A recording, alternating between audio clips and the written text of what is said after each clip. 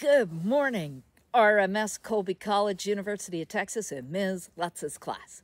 This is Ms. Studer with your Red Fox Report. I'm down here at the very base of this ravine. I've been kind of crawling down and showing you all throughout the week. And I came here with a purpose, and this was my purpose, was this tree.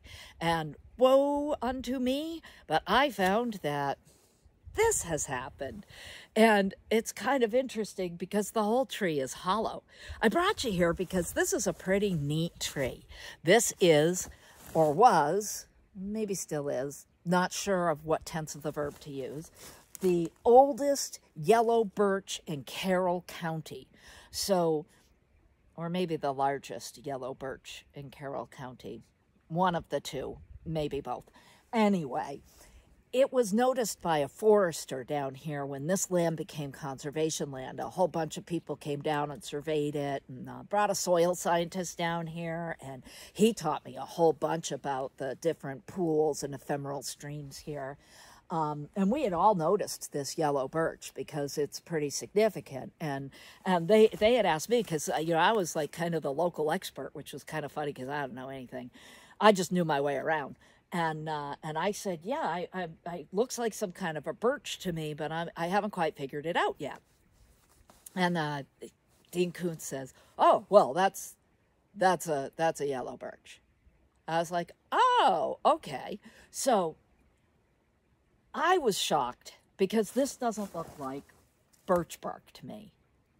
And what I found out is that trees change as they get older. And their bark changes, much like if you look at a sapling and then you look at the adult tree, the bark doesn't look the same. And if you look at an adult tree, which is really more like adolescent adult, and then look at an old tree, their bark is not the same either. As trees age, their bark changes. Most of us don't know that or see that because our forests are so incredibly young.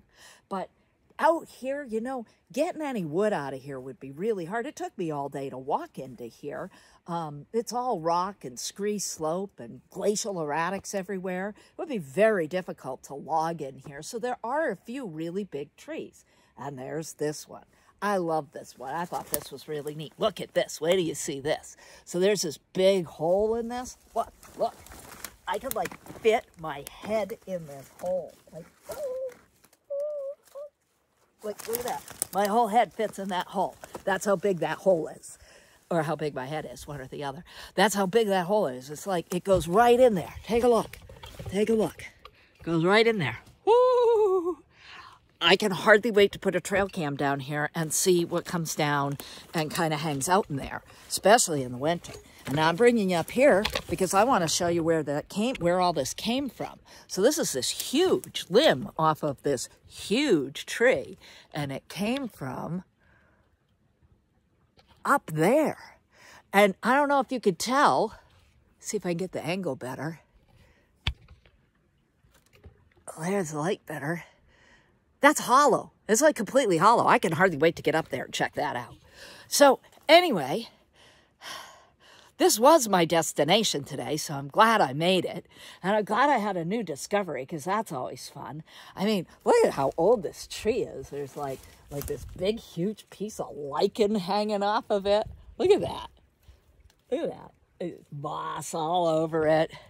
Yeah, she's an old one. So, hope you have a great day. Take care of your skin, or you never know what's going to happen to it. This is Ms. Studer with your Red Fox Report.